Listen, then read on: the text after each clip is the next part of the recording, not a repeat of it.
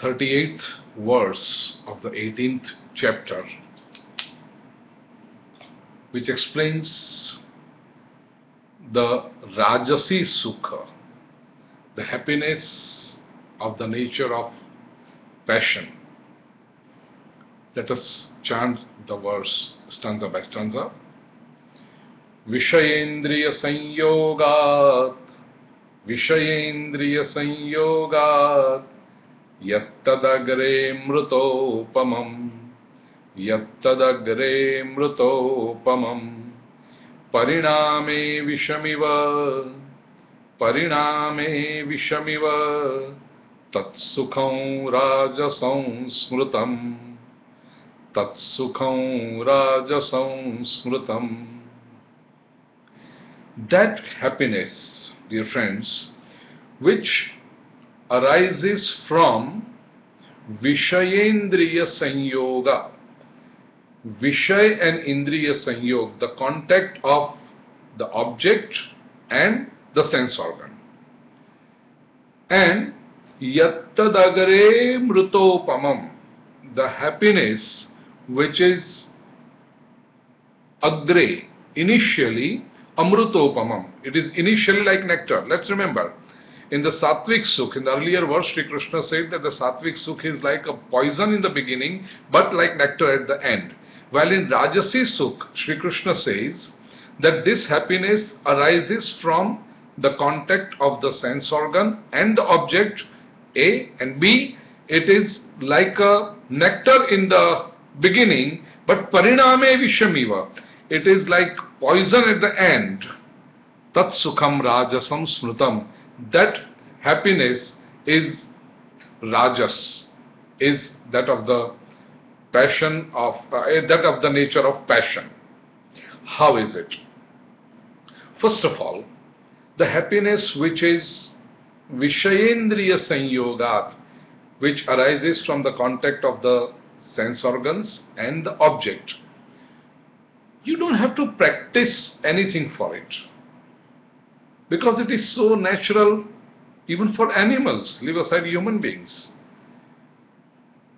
Even a pig, when it is in the pond of mud, it feels so cool because it is the contact of sense organ, that is its skin, and the object, which is mud. Let me tell you, a person who's in an air-conditioned bedroom in high summer, how comfortable he feels.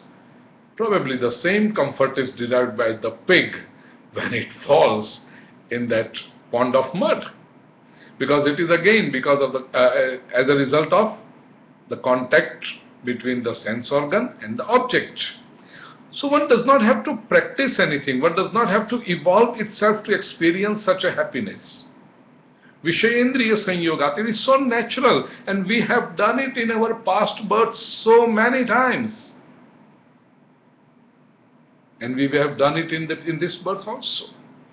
Yattad agre amrutopamam, agre amrutopamam. Why? Because the thought of this happiness is quite pleasing.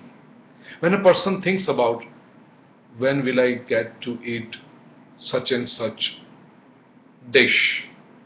Now that imagination, that fancying is so soothing. Maybe your mouth starts watering just with the thought of a tasty item. So, agre amrutam eva. It's like a nectar in the beginning.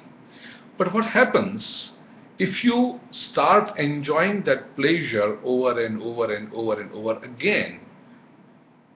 Pariname vishamiva. At the result, it is like poison. Let's talk about a very favorite dish of yours, which you relish. Maybe eggplant parmesan. Am I pronouncing it correctly? So, eggplant parmesan.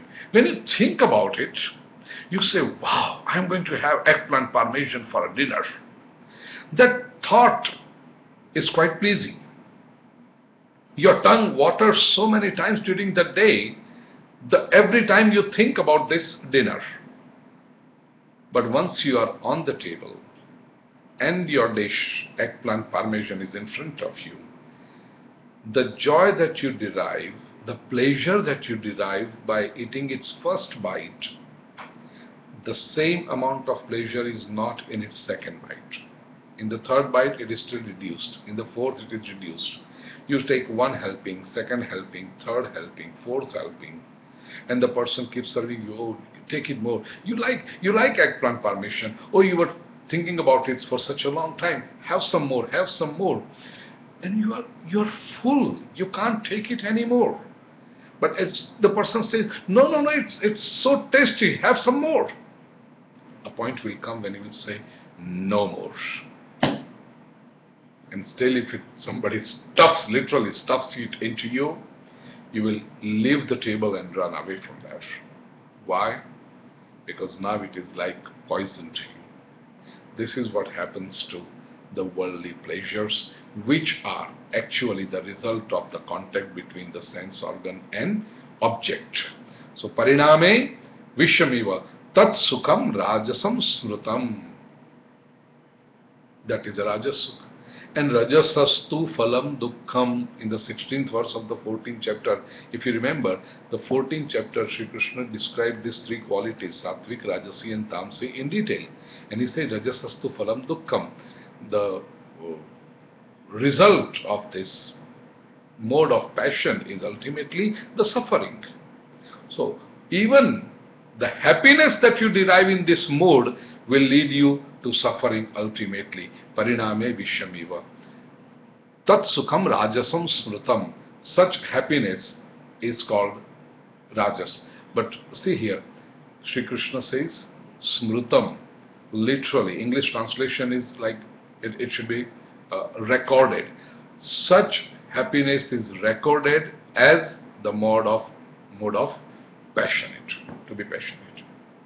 Now if you remember in the earlier verse, in the 37th verse, when Sri Krishna is describing sattvic sukh, he said, tat sukham sattvikam proktam. The word Sanskrit, proktam. Proktam is said. And here in Rajasi Sukh, in the passionate happiness, Sri Krishna said smrutam. Why smrutam? Because mostly such happiness, Rajas happiness, the passionate happiness, is because of the memory. It's because of the past imprints. Once we have a happiness, we want to have it again and again and again. You liked eggplant parmesan today. 2 weeks down the line or 4 weeks down the line, smrutam, you will again think, oh, it's over a month and I have not had my eggplant parmesan. When will I have it? This is smrutam, which is Rajasi happiness. Such happinesses are built in our system and we have to be free from it. Otherwise, again, 1 month down the line when you think of this dinner, eggplant parmesan, you again think, wow, I'm going to have it for the dinner. But ultimately it is the same thing, you have it and you lose interest. So such Rajas happiness is good when you are looking forward to it. But when you actually have that happiness, you will always feel, oh, now I have too much of it. You want to come out of it. Such happiness is called passionate, that of Rajasi Sukh. And what about the Tamasi Sukh? Passion, happiness of the mode of the dullness. Let's look into it in the next verse, the 39th verse.